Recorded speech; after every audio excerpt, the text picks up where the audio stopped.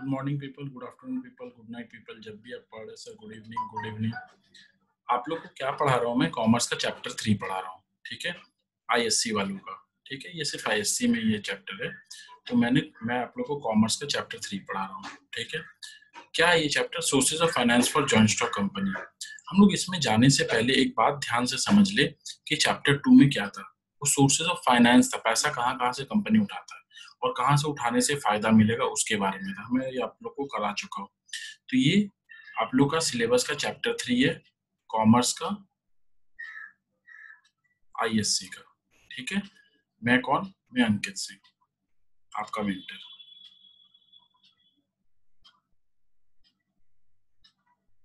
Sir ये क्या? Contact number पता है हम लोग, ठीक है।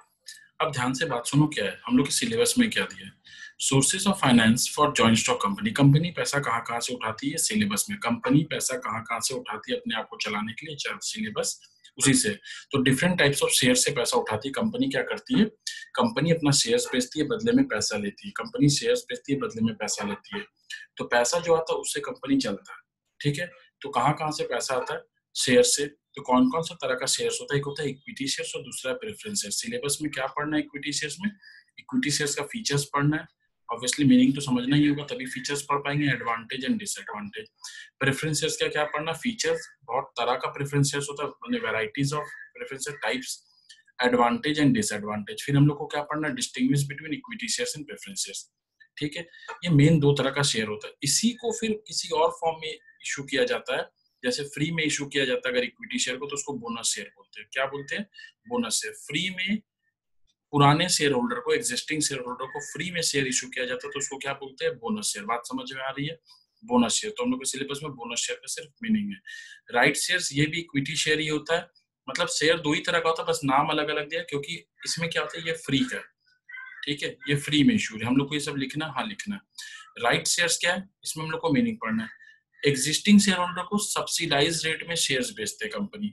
राइट मतलब उनका हक बनता है, उनका हक बनता है कि अगर कंपनी शेयर्स इशू कर चुकी है एक बार, ठीक है, कंपनी दोबारा इशू करने जा रही है, तो पहले किनसे पूछेंगे? पहले अपने जो पुराने मेंबर है उनसे पूछेंगे, या शेयर होल्डर है उनसे पूछेंगे कि आपको खरीदना है। क्यों उनसे पूछेंगे? क्योंकि उनका हक बनता है, उनका हक बनता है, वो इतने दिन से कंपनी के मेंबर थे, तो पहले आप नया कुछ नया बेचने जा रहे हैं तो पहले उनसे पूछिए। सपोज आप एक बिल्डिंग में रहते हैं, उसमें 4 फ्लैट है, 3 फ्लैट में एक चौथा फ्लैट वाला घर खाली करके जा रहा है, तो उसको पहले बिल्डिंग वालों से पूछना चाहिए कि आप लोग को कोई खरीदने में इंटरेस्ट है, मैं इस दाम में बेचना चाहता हूँ। इससे क्या होगा कि आपके नोन ही वहां पर रहेंगे, ठीक है। भैया जरूरी थोड़ी ना, लेकिन कंपनी में जरूरी है, बिल्डिंग में जरूरी नहीं है। तो पुराने वाले को पूछा जाता है। फ्री में देती है कंपनी, नहीं फ्री में नहीं देती, थोड़ा सब्सिडाइज रेट में देती है, और उनसे पूछने के बाद अगर वो नहीं खरीदते तब बाहर वालों को बेचती है। फर्दर इशू होता है, मतलब कंपनी को और पैसे का दरकार हो तो और फर्दर शेयर इशू करती है, लेकिन पहले पुराने वाले से पूछो, उनका हक बनता है। इसीलिए ये बनता है क्या? राइट शेयर से फ्री में नहीं होता है, ठीक है, लेकिन थोड़ा रेट सब्सिडाइज रहता है, सब्सिडाइज्ड रेट। बस ऐसी ब्रीफ आइडिया के लिए बता रहा हूँ, ठीक है। सिलेबस डिस्कस कर रहा हूँ। Distinction between bonus share and right share हम लोग का सिलेबस का पार्ट है, तो ऑब्वियसली खाली मीनिंग पढ़ के काम नहीं चलेगा, और भी डिटेल में कुछ पढ़ना पड़ेगा ताकि हम लोग पॉइंट पढ़ सके। 6 पॉइंट तो कम से कम पढ़ना पड़ेगा, क्योंकि क्वेश्चंस मैक्सिमम 6 मार्क्स का आते हैं, ठीक है। ईशॉप क्या है? Employ stock option plan. ये क्या होता है? ये भी इक्विटी शेयर है, लेकिन किसको दिया जाता है? एम्प्लॉय को। फ्री में नहीं। Employ stock option plan subsidise rate में दिया जाता है, एक प्री डिटरमाइंड रेट रहता है और प्री डिटरमाइंड टाइम रहता है, उस वक्त दिया जाता है, ठीक है। एम्प्लॉय स्टॉक ऑप्शन प्लान, इसका मीनिंग पढ़ना है हम लोग का सिलेबस में, सिर्फ मीनिंग। स्वेट इक्विटी शेयर्स, ये भी एम्प्लॉय को दिया जाता है। ये कैसा होता है शेयर्स? अब नाम ही दिया इक्विटी, तो आप लोग समझ रहे हैं कि शेयर्स दो ही तरह का होता है, इक्विटी शेयर और प्रेफरेंस शेयर्स। बस कब कब कैसे देते? फ्री में देते तो बोनस शेयर हो जाता है, फर्दर इशू लाते और पुराने शेयर होल्डर को देते तो क्या बोला जाता है? Right shares. और ईशॉप किसको? एम्प्लॉय को देते, सब्सिडाइज रेट में। आगे से डिसाइडेड रहता है डेट, टाइम, ठीक है, और प्राइस आगे से डिसाइड हो जाता है, 1 साल 2 साल पहले डिसाइड हो जाता है कि तुमको 2 साल बाद शेयर दिया जाएगा, ठीक है। मार्केट में अच्छा दाम मिल रहा है, लेकिन तुमको अब आज ही का रेट डिसाइड हो गया, ठीक है। तो employ stock option plan, employ का मन खरीदना तो खरीदेगा, नहीं खरीदना मत खरीदना। नेक्स्ट है स्वेट इक्विटी शेयर्स। पसीना, स्वेट, पसीना कौन बनाते हैं? बहाते हैं कंपनी के जो टॉप लेवल पे जाता रहता है, क्योंकि उन लोग अपना ज्ञान, know how, technical skills company को देते हैं, तो इसके लिए कंपनी को दया आता है, ऐसा बोल रहा हूँ, दया आता है। तो कंपनी अपने जो टॉप लेवल या मिडिल लेवल पे जो एम्प्लॉय है उनको शेयर्स देती है सब्सिडाइज रेट में, उसको क्या बोलते हैं, स्वेट इक्विटी शेयर। ये भी फ्री में नहीं देती है, यहाँ एम्प्लॉय को देती है, यहाँ पर नो हाउ जो प्रोवाइड करते हैं, बहुत सालों से कंपनी में लगे रहे हैं, उनको देती है। तो सब है इक्विटी शेयर, लेकिन नाम अलग अलग है, तुम लोगों को समझना होगा उसका मतलब क्या है। मैं शॉर्ट में बता रहा हूँ, तो आपको ये यहाँ से ब्रीफ डिस्क्रिप्शन मिल जाएगा कि हम लोग को क्या पढ़ना है सिलेबस में। इसका मीनिंग है सिर्फ सिलेबस में, रिटेन अर्निंग मतलब reserve and surplus, retain earning मतलब रिजर्व एंड सरप्लस। ठीक है, आप लोग का कंपनी अकाउंट आएगा तो आप इसमें पढ़ेंगे। ठीक है, तो रिटेन अर्निंग मतलब रिजर्व एंड सरप्लस, उसका क्या पढ़ना है, meaning, merits and demerits. Company हर साल प्रॉफिट कमाती है, उसमें कुछ हिस्सा रख देती है, उस हिस्सा को क्या बोलते हैं, रिजर्व एंड सरप्लस। बात समझ में आ रहा है आप लोग को? भैया आप जल्दी पढ़ा रहे हैं? नहीं, मैं इंट्रोडक्शन दे रहा हूँ, इसमें टाइम नहीं वेस्ट कर सकते। ठीक है, उसके बाद क्या है, लोन कैपिटल। और कंपनी कहाँ से पैसा उठाती है, चैप्टर का नाम है sources of finance for joint stock company. Company पैसा कहाँ से उठाती है, तो डिफरेंट टाइप्स ऑफ शेयर से उठाती है। ठीक है, लोन दे लेती है कंपनी, कंपनी लोन लेती है। लोन किन से लेती है, डिवेंचर। ये कौन इशू करता है, ये भी कंपनी इशू करता है, बात को समझना। इक्विटी शेयर्स वाले लोग कंपनी का क्या खरीदते हैं, शेयर्स। हम लोग शेयर्स बेचे, अगर हम कंपनी में शेयर्स बेचे, बदले में क्या लिए, पैसा। अब हम इस पैसे से कमाएंगे तो प्रॉफिट आएगा, प्रॉफिट आएगा तो हम किसको बांटेंगे, अर्निंग तो सबको बांटना होगा, जो जो मालिक है, इक्विटी वाले, प्रेफरेंस, सबको अर्निंग का हिस्सा देना होगा, डिविडेंड देना होगा।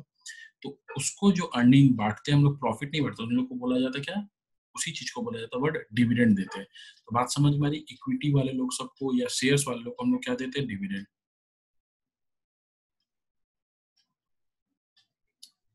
स्पेलिंग मिस्टेक हो गया, मैं फिर से लिख दे रहा हूँ। सर आप डर गए? नहीं, डरने का क्या है? मैं जानता हूँ मेरा चैप्टर में कमांड है और मैं थ्योरी पढ़ा रहा हूँ, बहुत अच्छे से पढ़ाऊंगा, अगर आप सुनते रहेंगे तो आपको याद हो जाएगा। बात समझ में आ रही है आपको? फिर क्या होता है, कंपनी एक सर्टिफिकेट देती है, ये लीजिए और ये खरीदिए। बोला ये क्या, बोला ये डिवेंचर है। नाम क्या लिखा, ऊपर में 10% डिवेंचर। कंपनी बेच रही है, बदले में क्या ले रही है, पैसा। वो लोन कैपिटल है, debenture is a loan capital. बदले में कुछ गिरवी रखेंगे, भाई तुम्हारा पैसा नहीं लौटा पाएंगे तो तुम बेच देना कंपनी का सामान आके और अपना पैसा ले लेना। बात समझ में आ रहा है? मतलब इसको चार्ज ऑन एसेट बोलते हैं, पढ़ेंगे।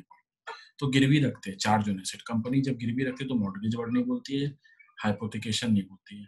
ठीक है, समझ में आ रहा है आपको? वो क्या बोलती है, चार्ज ऑन एसेट। तो चार्ज ऑन एसेट है, तो अब क्या है, हमको पैसा दीजिए उधार, हम आपको बदले में सर्टिफिकेट दे रहे हैं और हर साल आपको इंटरेस्ट देंगे, प्रॉफिट नहीं। क्यों? क्योंकि आपसे उधार लिए। आप क्या खरीदे हो, ठीक है, आप क्या खरीदे हो, तो बोली कम भैया मेरे पास तो सर्टिफिकेट है, डिवेंचर सर्टिफिकेट। तो हम बोले तुम तो कंपनी को उधार दिए हो, एक और तुम क्या खरीदी हो। हाँ, तुमसे पूछ रहे हैं तुम क्या खरीदी हो, तो बोल रही है मैं तो इक्विटी शेयर खरीदी हूँ। तो तुमको कंपनी क्या देगी, डिविडेंड देगी। डिवेंचर वालों को क्या देगी, इंटरेस्ट। इक्विटी वालों को क्या देगी, डिविडेंड। इक्विटी वालों को क्या देगी, डिविडेंड। डिवेंचर वालों को क्या देगी, इंटरेस्ट। कमाई होगा तो ही डिविडेंड मिलेगा, इंटरेस्ट कमाई हो चाहे नहीं हो, उधार लिए इंटरेस्ट देना पड़ेगा। बात समझ में आ रहा है? जी भैया समझ में आ रहा है। तो हम लोग को डिवेंचर में क्या क्या पढ़ना है, meaning, kinds of debenture, advantage and disadvantage, difference between shares and debenture. और शेयर और डिवेंचर में डिफरेंस क्या है, शेयर में क्या होता है, they are owner of the company, debenture holder और they not the owner of the company, they provide loan. ठीक है, शेयर वालों को क्या मिलता है, डिविडेंड। डिवेंचर वालों को क्या मिलता है, इंटरेस्ट। शेयर वालों को डिविडेंड कब मिलता है, जब प्रॉफिट होती है। डिवेंचर वालों को इंटरेस्ट कब मिलता है, चाहे प्रॉफिट हो चाहे ना हो। ये चैप्टर में पढ़ेंगे ना हम लोग, पढ़ेंगे पीछे, फिर भी जिस्ट आइडिया ले लो। और कंपनी पैसा कहाँ से उठाती है, ये आप पेज डाउन करेंगे तब ना समझ में आएगा। ये सिलेबस ही अभी तक इतना सारा। हाँ, तो डर क्यों रहे हो, एक बार पढ़ोगे, जिंदगी में बार बार थोड़ी ना पढ़ना है। एक बार अच्छे से पढ़ लिया, काम खत्म। वीडियो दे दूंगा, यूट्यूब लिंक दे दूंगा, देखते रहना। Loan from commercial bank and financial institution. और कंपनी पैसा कहाँ से उठाती है, बैंक में जाती है, दस्तावेज देती है, दस्तावेज में डॉक्यूमेंट सबमिट करती है और लोन ले लेती है। बदले में क्या देती है, इंटरेस्ट। तो ये भी क्या लोन कैपिटल के अंदर ही आता है। इसका क्या पढ़ना है हम लोग को, मीनिंग, लोन दो जगह से लेते हैं कंपनी, एक बैंक और फाइनेंशियल इंस्टीट्यूशन। भैया फर्क क्या होता है बैंक और financial institution, commercial bank, state bank of India is the largest commercial bank of India. Financial institution, अब बताओ मैं एक बैंक बोलता हूँ आईडीबीआई, ये क्या है, industrial development bank of India. तो इसका मेन काम क्या है, इंडस्ट्री को डेवलप करने के लिए उधार देना। बात समझ। तो ये क्या है, फाइनेंशियल इंस्टीट्यूशन, ये बना ही है तो पर्टिकुलर कोई मोटिव के लिए। एचडीएफसी बैंक भैया किस लिए बना है, हाउसिंग डेवलपमेंट फाइनेंशियल कॉर्पोरेशन। बात समझ में आ रहा है, वो हाउसिंग डेवलपमेंट बोल रहा हूँ। ठीक है, और कंपनी पैसा कहाँ से उठाती है, शॉर्ट टर्म का पैसा उठाती है, और कोई जगह नहीं है भैया उठाने का, नहीं। ये शेयर्स वगैरह से उठाती है या उधार लेती है, ठीक है। Short term source of fund, बहुत तरह का सोर्स है जहां पर शॉर्ट टर्म फंड उठाया जाता है। कंपनी शॉर्ट टर्म सोर्स से भी पैसा उठाती है। ये कहां से उठाती है बता रहा हूँ। तो different types of short term financial assistance bye commercial bank. Company short term loan commercial bank से लेती है। कैसे लेती है भैया? तुम लोग एक बात सुने हो करंट अकाउंट के बारे में? हाँ, ओवरड्राफ्ट फैसिलिटी, यहाँ से भी पैसा आता है, अकाउंट से ज्यादा पैसा उठा सकते हैं, इसको ओवरड्राफ्ट बोलते हैं। अच्छा, वहां से भी कंपनी पैसा ले ली, मैंने एक तरह से उधार ही हो गया। हाँ, और कहाँ से उठाती है? Bills of exchange, commercial bill बोल लो। नहीं भैया, क्लास 11 में पढ़ते थे बिल्स ऑफ एक्सचेंज, यहाँ पर कमर्शियल बिल बोला जाता है। कमर्शियल बिल को डिस्काउंट कर देती है बैंक और कैश कुछ प्रोवाइड कर देती है, ठीक है। तो ये सारा मोड है जहाँ से कमर्शियल बैंक से भी कंपनी पैसा लेती है शॉर्ट टर्म के लिए। शॉर्ट टर्म मतलब लेस देन ईयर समझ के रखो, बात खत्म। पब्लिक डिपॉजिट, कोई कोई कंपनी होती है ना, वो पब्लिक को बोलती है ये बैंक ही समझो, यहाँ डिपॉजिट दो, यहाँ इंटरेस्ट रेट तुम जो नॉर्मल बैंक में जाके डिपॉजिट दो उससे ज्यादा हम देंगे, कंपनी के बैंक में डिपॉजिट करो, पब्लिक डिपॉजिट, ठीक है। तो उससे पैसा जो आता है कंपनी अपने काम में लगाता है, कमाता है, जिसको जब भी विड्रॉ करना रहता है निकलता रहता है, दैट इज पब्लिक डिपॉजिट। तो इसका हम लोग को क्या पढ़ना है? मीनिंग, एडवांटेज एंड डिसएडवांटेज, बात समझते रहना, क्योंकि कोई पूछेगा चैप्टर 3 में क्या क्या, तो तुम लोग को पता होना चाहिए। Long term source of fund, short term source of fund, उसमें हम लोग को क्या पढ़ना है? इक्विटी प्रेफरेंस, और उसी तरह का दूसरा दूसरा नाम देके दे दिया, बोनस शेयर, राइट शेयर, ठीक है, ईशॉप, स्वेट इक्विटी शेयर, ठीक है, और retain earning. Loan capital company कहाँ से उठाती है? डिवेंचर वाले से लोन लेती है, ये कंपनी खुद का सर्टिफिकेट देती है, और बाकी नहीं तो बैंक से लेती है लोन और फाइनेंशियल इंस्टीट्यूशन से।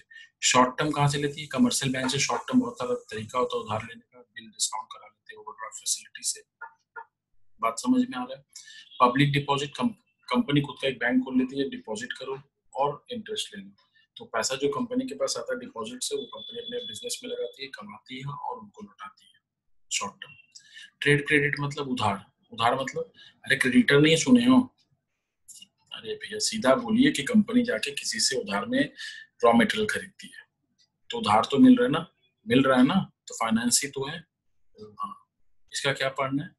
मैंने क्रेडिटर, ट्रेड क्रेडिट मतलब जिसमें ट्रेडिंग करते हैं उसका क्रेडिटर, क्रेडिटर ही होता है ना। हाँ, मीनिंग, एडवांटेज एंड डिसएडवांटेज, बात समझ में आ रहा है? ये पढ़ना है।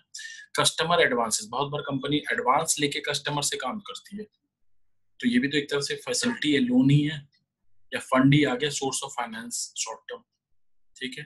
तो इसका मीनिंग, एडवांटेज एंड डिसएडवांटेज पढ़ना है। फैक्टोरिंग क्या होता है? फैक्टोरिंग, फैक्टोरिंग देखो, कंपनी के पास ना बहुत सारे डेटर्स होते हैं। डेटर्स मतलब क्रेडिट सेल की होगी कंपनी, कंपनी ने जिनको क्रेडिट सेल किया है वो डेटर्स हैं। अब ये बहुत 20 करोड़ रुपए का क्रेडिट सेल किया कंपनी, तो डेटर्स अपने पास 20 करोड़ रुपए का। मैंने एक आदमी को बुलाया, ठीक है, एक आदमी को बुलाया, बोला सुनो भाई तुम ये 20 करोड़ का जिम्मेदारी ले लो, 2 महीना बाद कोई देगा, कोई 3 हफ्ते को सेल तो हुआ, कोई जनवरी मंथ, कोई फरवरी मंथ, 2-2 महीना के लिए हम लोग उधार देते हैं, ठीक है। तो 2-2 महीना बाद दिसंबर में किसी को बेचा है, नवंबर में बेचा है, कोई अक्टूबर में बेचा है, ठीक है। किसी आदमी को बुलाए, ठीक है, समझ लो मिस्टर संजू, बोले भाई तुम ये ले ले 19.5 करोड़ में, तुम हम लोग को 19.5 करोड़ दे दो मिस्टर संजू जी, हम लोग कंपनी है, हम लोग को 19.5 करोड़ दे दो, और ये 20 करोड़ तुम उठा लेना, और जो 50 करोड़ 50 लाख एक्स्ट्रा वो तुम्हारा फीस है। तो हम लोग डेटर्स को बेच देते हैं, ठीक है। अब मेरे बुक में डेटर खत्म हो गया, 19.5 करोड़ रुपीज आ गया और 50 लाख खर्चा हो गया उठवाने का पैसा, बात समझ में आ रहा है? इस प्रोसेस को बोलते हैं फैक्टरिंग। क्या बेचते हैं? फैक्टर। फैक्टर क्या है? या डेटर्स में, ठीक है भैया, पढ़ाएंगे ना डिटेल में? हाँ भाई, लेकिन इससे ही तुमको पूरा चैप्टर समझ में आ जाएगा। एग्जाम में अगर आप तुम लोग 15 मिनट यही देख लोगे इंट्रोडक्शन, तो तुम लोग को रिकॉल हो जाएगा क्या पढ़े। Inter corporate deposit, inter corporate मतलब एक कंपनी दूसरे कंपनी को उधार दे रही है, एक कंपनी दूसरे कंपनी को उधार दे रही है, या दूसरा कंपनी इस कंपनी को उधार दे रहा है और बदले में कुछ इंटरेस्ट वगैरह लेता है, तो इसको क्या बोलते हैं? इंटर, शॉर्ट टर्म के लिए लेता है, ठीक है। इसको बोलते हैं इंटर कॉर्पोरेट डिपॉजिट। भैया आप फास्ट बोल रहे हैं तो अपने यूट्यूब चैनल का स्पीड 0.75 कर देख, तो लाइव क्लास कर रहे हैं या आपको वीडियो देख रहे हैं, हम करंट स्टूडेंट है तो देख लो, मैं तो हूँ ही, लाइव आके पढ़ा दूंगा फिर से, ठीक है। इंस्टॉलमेंट क्रेडिट, इंस्टॉलमेंट क्रेडिट मतलब कहीं गया कंपनी, एक मशीन खरीदा, ठीक है, मान लो 2 करोड़ रुपए का मशीन है, कंपनी बोला हम धीरे धीरे करके पेमेंट देंगे। इंस्टॉलमेंट क्रेडिट सिस्टम में क्या होता है, तुम्हारा ओनरशिप पहले ही आ जाता है, कंपनी को ओनर बना दिया, अब धीरे धीरे पेमेंट कर दे रहे हो। ये 20 इंस्टॉलमेंट में ले लिया, तो एक तरह से फाइनेंस ही हो गया ना, तो यहाँ से भी एक तरह से हेल्प मिल गया ना फाइनेंशियल। तो ये भी अपने सिलेबस में है, इसका क्या पढ़ना, meaning, advantage and disadvantage. Instalment मतलब धीरे धीरे। बात समझ में आ रहा है? जी भी, अब समझ में आ रहा है, हम लोग सिलेबस का कवरेज समझ गए, नहीं तो वीडियो बैक करके देखें। गुड बॉय, अच्छा गुड गर्ल। ये क्या बुक है? ठीक है, तो अब हम लोग को सिलेबस तो पता चल गया, अब हम लोग को कैसे पढ़ना है, क्या पढ़ना है, आप कुछ गाइड कर दो। हाँ, तो मैं ही गाइड करूंगा ना, और कौन करेगा? ठीक है, हम लोग को दिख रहा है?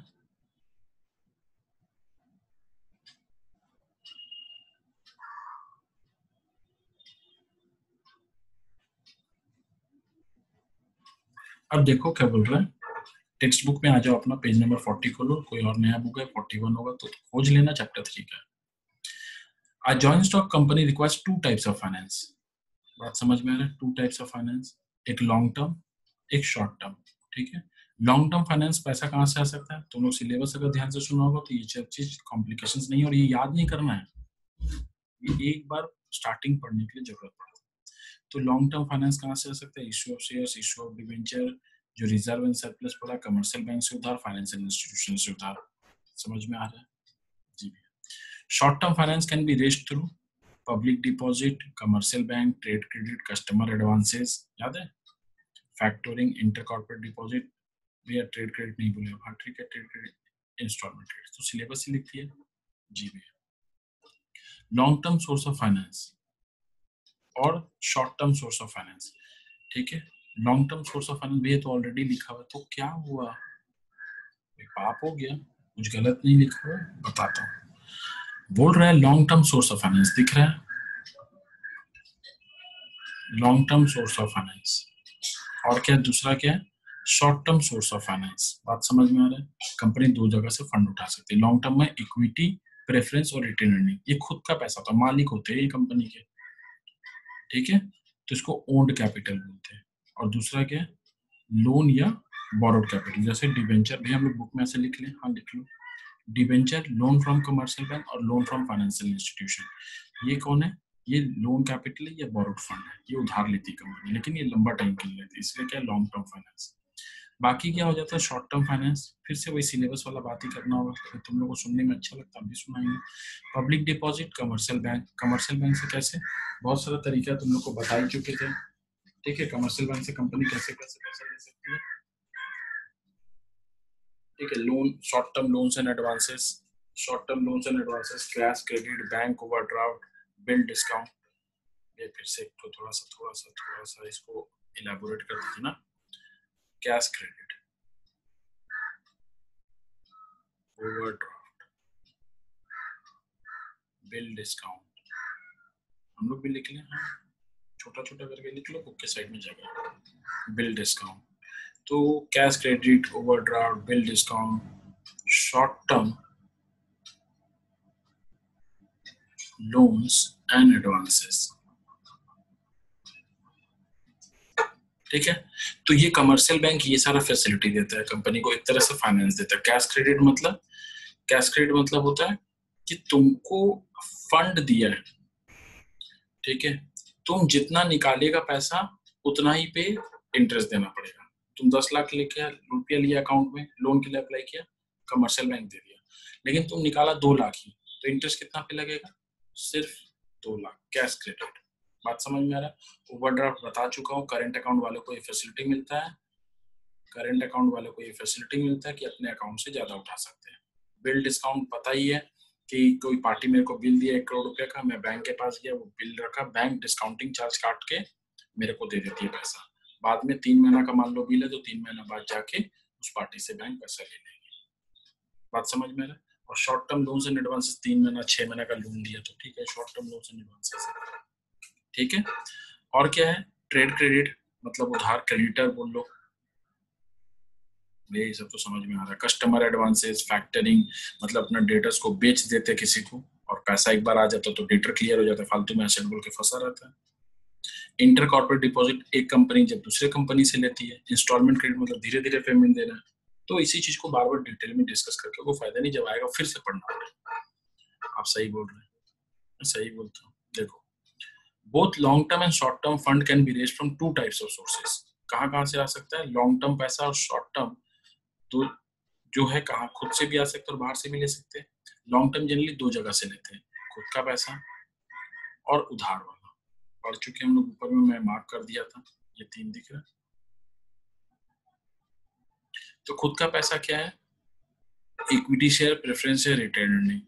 और उधार का पैसा क्या है? ये ओनर का होता है। और दूसरा क्या? अदर हैंड बोरोड फंड, जो उधार लेते, debenture, public deposit, trade credit, instalment credit, बाकी सब चीज उधार ही है।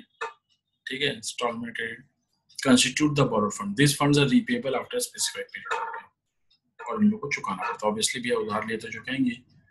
ठीक है, तुम लोग मेरे होशियार बच्चे लोग। ठीक है, अब equity share, what is equity share?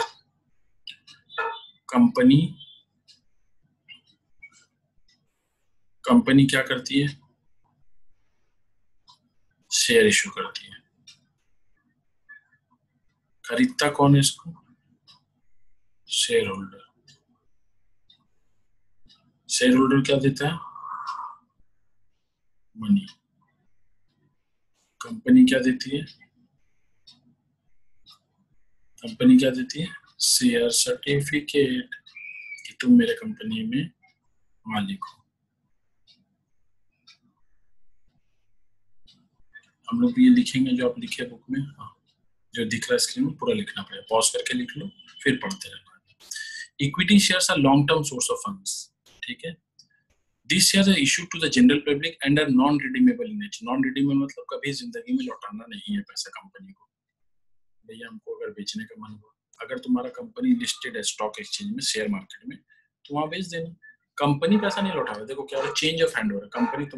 Company मान लो इसको बेचा, कंपनी इसको बेचा, अब इसको नहीं रखना है, ये किसी और को बेचा, ये किसी और, कंपनी का पैसा आ चुका। अब ये तुम लोग किसी किसी को भी बेचते रहो, शेयर मार्केट में रोज डील होता है, तो कंपनी का पैसा आ गया जो इनिशियल चाहिए था। ठीक है, shares which carry no preferential right, माने कोई इसको अलग से बेनिफिट नहीं है, कोई प्रेफरेंस नहीं। प्रेफरेंस शेयर में 2 प्रेफरेंस मिलता है, बात समझना। अगर कंपनी प्रॉफिट कमाती है, अगर कंपनी प्रॉफिट कमाती है और डिविडेंड देती है, बोल ही दिया था, कंपनी प्रॉफिट कमा के क्या देती है? प्रॉफिट नहीं बांटती, डिविडेंड देती है। कंपनी प्रॉफिट कमा के डिविडेंड देती है तो सबसे पहले कंपनी किसको डिविडेंड देगी? कंपनी प्रॉफिट कमाती है, डिविडेंड देती है तो किसको देगी? बोले शेयर होल्डर को। किनको? प्रेफरेंस शेयर होल्डर के, क्योंकि उनका नाम ही उनको प्रेफरेंस मिलेगा। उसके बाद जो बचता है इक्विटी वाले। ये बोनस शेयर क्या होता है? Equity share. ये राइट शेयर्स क्या होता है? Equity share. ईशॉप क्या होता है? Equity share. ओ बस नाम अलग है। इक्विटी शेयर था, आगे पैसा लेके दिया, फिर देखा बहुत सारा रिजर्व में पैसा पड़ा है, तो बोला डिविडेंड नहीं बांट के उसको कन्वर्ट कर दिया बोनस शेयर में। 2 शेयर दे तो पुराने शेयर होल्डर को क्या? इक्विटी शेयर, प्रेफरेंस में। तो प्रेफरेंस वाले को क्या प्रेफरेंस मिलता है? 2 चीज का। अगर कंपनी प्रॉफिट कमाई है और डिविडेंड डिक्लेयर कर रही है, कमाने से नहीं देना जरूरी नहीं है, कमा के रख भी सकती है रिजर्व एंड सरप्लस, कमाई है और डिविडेंड डिक्लेयर कर रही है, तो सबसे पहले किसको डिविडेंड मिलेगा? अगर तुम्हारे पास प्रेफरेंस शेयर है, ठीक है, तुम लोग दोनों दोस्त हो, समझ रही हो, तुम लोग दोनों दोस्त हो, एक के पास इक्विटी शेयर, एक प्रेफरेंस, तुमको डिविडेंड पहले देगा, उसके बाद खत्म हो गया पैसा तो इक्विटी वाले को नहीं मिलेगा, लेकिन तुमको देने के बाद पैसा बचा तो इक्विटी वाले को देगा। ठीक है भाई, कैसे? तो उसी को सब दे देगा। अरे एक रेट होता है ना फिक्स्ड, प्रेफरेंस वालों का रेट फिक्स होता है, 10% प्रेफरेंस है, 100 रुपया का, तो तुमको 10 रुपया देगी और कंपनी का 15 रुपया प्रॉफिट हुआ तो 10 रुपया तुमको दे दिया, 5 इक्विटी वालों को दे दिया।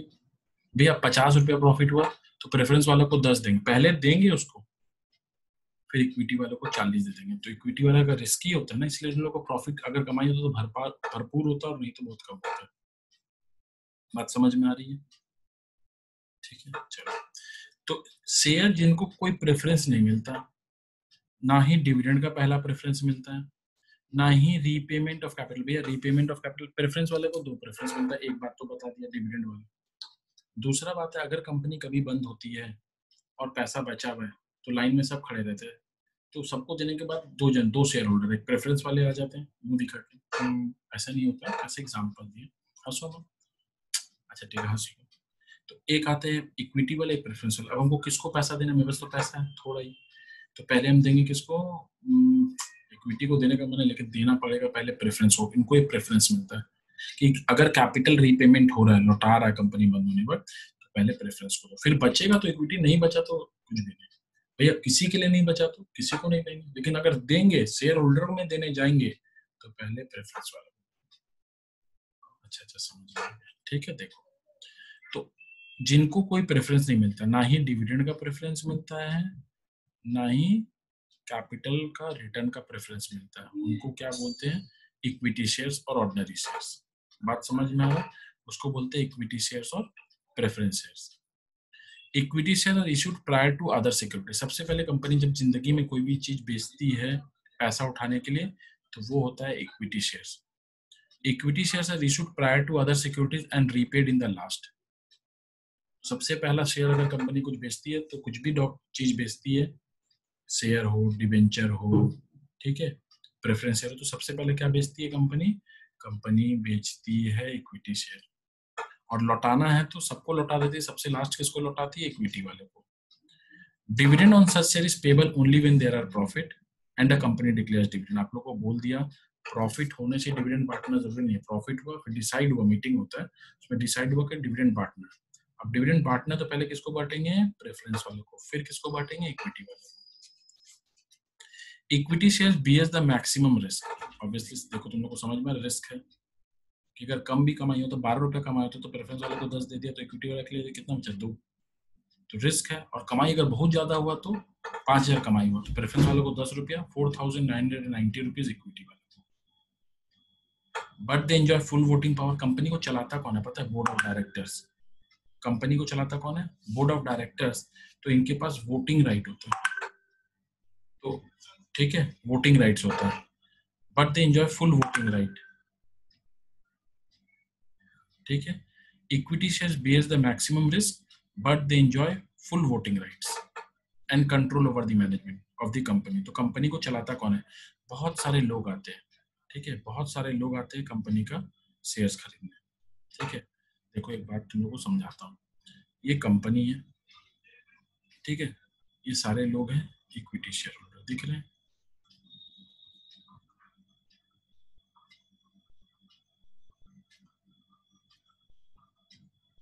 ये सब इक्विटी वाले हैं ग्रे में, और ये जो एक दो दिख रहे हैं ये भी प्रेफरेंस वाले हैं। अब बताओ ये कंपनी को चलाएगा कौन? इनमें से ही, रेड वाले नहीं, इनमें से ही कोई लोग आएगा ग्रे वाले जो चलाएंगे। इनको कौन बोलते हैं? डायरेक्टर्स। और collectively they are called board of directors, जो कंपनी को चलाएंगे। तो but they enjoy full voting power. तो कंपनी चलाना तो वोट वोट सब इन लोग का ही होगा, डिसाइड होता हर चीज कि कंपनी को प्रॉफिट हुआ बांटना है कि नहीं, तो डिसाइड कौन करेगा? इन लोग ही, ग्रे वाले। प्रेफरेंस वालों को वोटिंग राइट नहीं होता है, एक्सेप्शनल केसेस में होता है, ऐसे नहीं होता है, ठीक है। Equity share bears the maximum but they enjoy full voting right and control over the management of the company. They are also entitled to all the residual profit of the company. मतलब अगर extra profit भी बच जाता है ना preference को देने के बाद, तो किसको मिलता है? इक्विटी को। बात समझ में आ रहा है? फीचर्स मेरे सिलेबस में, हाँ। Holder of equity shares generally enjoys voting right, बोल चुका हूँ। Allow him or her to choose individual responsible to run the business. Business को चलाएगा कौन? डायरेक्टर्स। लिख ले हम लोग, सब लिखना है पॉज करके, ठीक है। डायरेक्टर्स चलाते हैं। ये कौन होते हैं? शेयर होल्डर में ही कोई होते हैं अमॉन्ग द शेयर होल्डर। और इन लोग कलेक्टिवली कौन बोला जाता है? जब सब डायरेक्टर एक साथ बैठे हैं, ये भी डायरेक्टर साहब है, ये भी डायरेक्टर साहब है, ये भी डायरेक्टर साहब है, ये भी डायरेक्टर साहब है, ये सब जब एक साथ मिलते हैं कलेक्टिवली, तो इनको बोलते हैं बोर्ड ऑफ डायरेक्टर। हम लोग सब लिखते रहे, हाँ।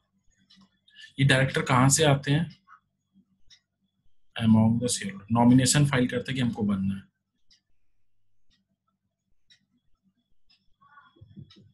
शेयर होल्डर से ही आते हैं director. Holders of equity share generally enjoy voting rights, allowing him or her to choose individual responsible to run the business.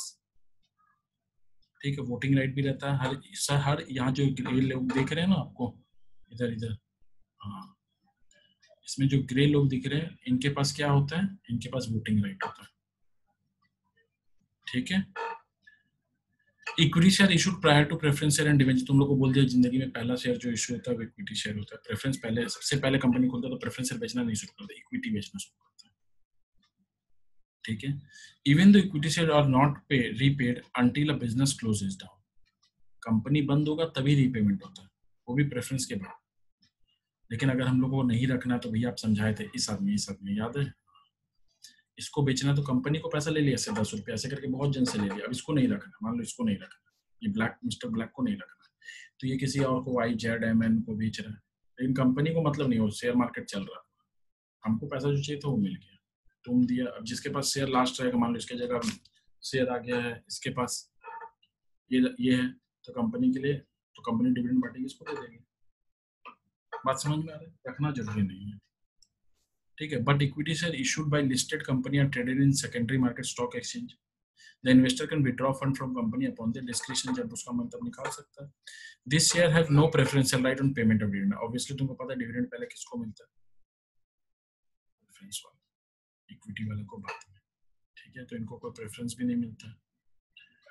तो एडवांटेज क्या है शेयर इशू करते हैं, तो हम लोग इसको डिटेल में बुक के टेक्स्ट बुक से पढ़ेंगे। ठीक है, तो from company point of view, from investors point of view,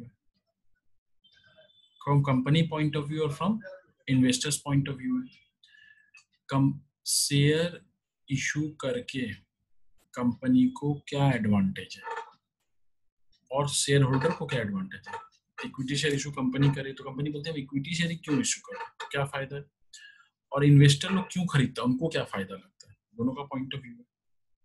ठीक है, तुम अगर कंपनी की तरह सोच रहे तो हम क्यों बेच रहे हैं इस चीज को और पैसा उठा रहे हैं, ये समझना है। और दूसरा बात है, इन्वेस्टर जो होते हैं जो खरीद रहे हैं वो क्यों खरीदते हैं इसको, उनको क्या फायदा मिलता है, तो एडवांटेज पढ़ रहे। तो अगर नाम सुन लो खाली, नो बर्डन ऑन अर्निंग, तुम लोग लिख लेना, फिर रिवाइज करने में ईजी हो जाएगा। फिर यहाँ पर लिख देना, फ्रॉम टेक्स्ट बुक लिख दिया मैंने। परमानेंट कैपिटल होता है ये, क्योंकि लास्ट वाइंड अप होता है तभी रीपेड होता है। जो भी लास्ट शेयर वगैरह जिनके पास भी खरीद के लास्ट में जो बचा है उनको रीपे करते हैं, अगर बंद होता है। नहीं होता तो चेंज ऑफ हैंड होता रहता है, कंपनी अपना चलता रहता है, वो पैसा उठा लेता है। कोई चीज गिरवी नहीं रखना पड़ता है। चार्ज मतलब कंपनी में होता है गिरवी, मॉर्गेज वर्ड नहीं यूज करते। ठीक है, मॉर्गेज इमूवेबल प्रॉपर्टी का करते हैं, घर के दस्तावेज रख के लोन लेना, मॉर्गेज की। ठीक है, और हाइपोथिकेशन मूविंग एसेट के लिए होता है, जैसे गाड़ी में बाइक में बोल रहा हूँ मैं, तुम लोग समझो बस में जा रहा हूँ, वहां लिखा रहेगा हाइपोथिकेटेड टू, इसका मतलब गिरवी रखा हुआ, मतलब बैंक से लोन लेके बस खरीदा हुआ, तो वो गिरवी बस है। अगर कभी पैसा नहीं देंगे तो बैंक वाला के बस उठा के ले जाएंगे। बात में समझ में आ रहा है। तो इक्विटी शेयर इशू करते तो कोई चीज गिरवी नहीं रखता कंपनी। ठीक है, तुमको शेयर खरीदना है, लो सर्टिफिकेट लो, पैसे लो। आजकल सर्टिफिकेट भी नहीं है, डीमैट में हो गया, मतलब इलेक्ट्रॉनिकली हो गया। सोर्स ऑफ स्ट्रेंथ है कंपनी का, कितना पैसा उठाए ये कंपनी का होता है। ठीक है, small nominal value, small nominal value मतलब शेयर का प्राइस ना 1 रुपया 10 रुपया ऐसे रहता है, तो कोई भी खरीद लेता है इसलिए। अनलिमिटेड सोर्स, जितना कंपनी चाहे उतना पैसा उठा सकती है इक्विटी शेयर इशू करके। बात समझ में आ रहा है। तो हम लोग इसको पढ़ते हैं, इन्वेस्टर क्यों खरीदते हैं, जो शेयर होल्डर है वो इक्विटी शेयर क्यों खरीदते हैं, उनको क्या फायदा है। बोला वोटिंग राइट मिलता है, बोला था, और इनमें से ही कोई ना कोई डायरेक्टर भी बनता है जो चलाते हैं, कंट्रोलिंग पावर। लाइबिलिटी लिमिटेड मतलब भैया 11 में पढ़े थे, याद नहीं है।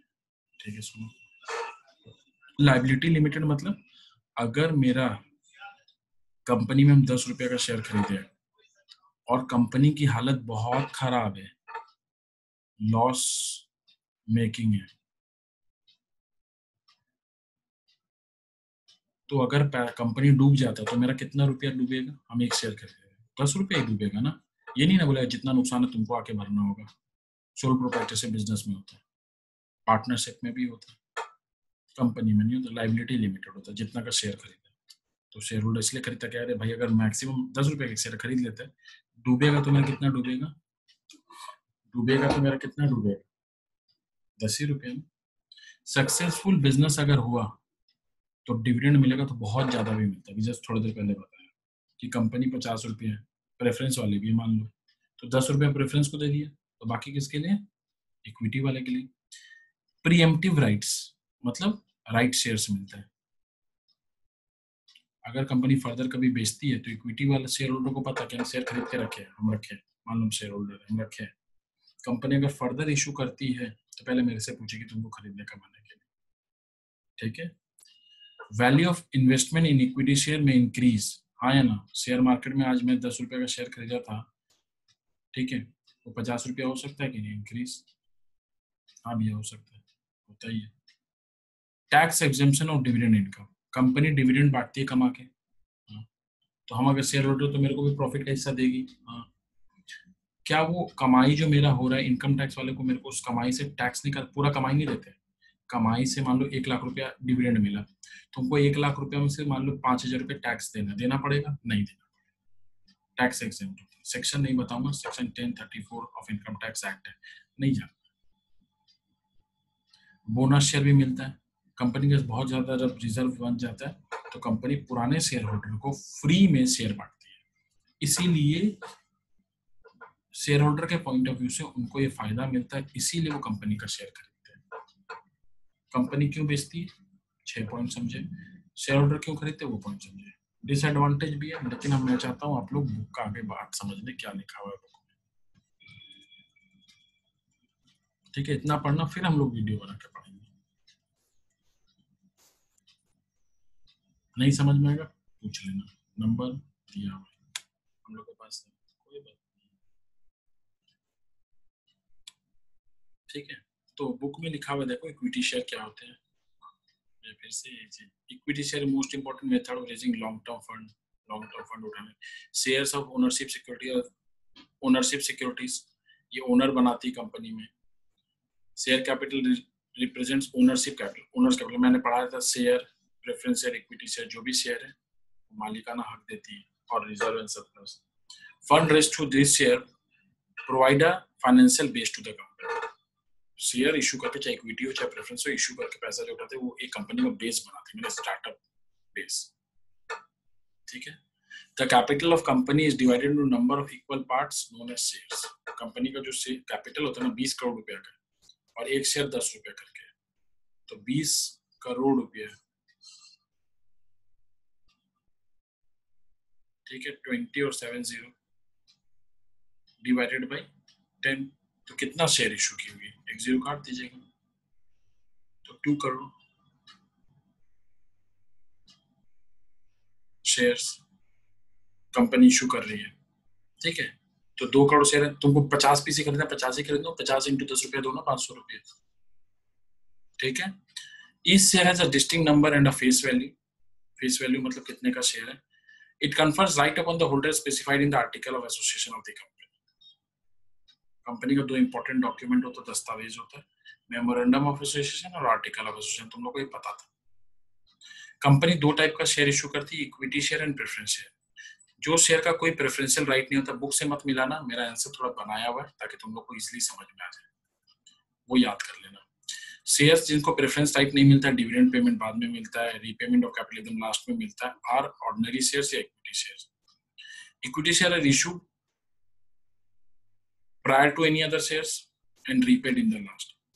डिविडेंड उस शेयर पे मिलती है, इक्विटी शेयर पे हाँ मिलती है, जब कंपनी का प्रॉफिट होता है और कंपनी डिविडेंड डिक्लेयर करती है। भैया ये सब पॉइंट तो आपका दिख रहा है? हाँ दिखेगा। Dividend on equity share is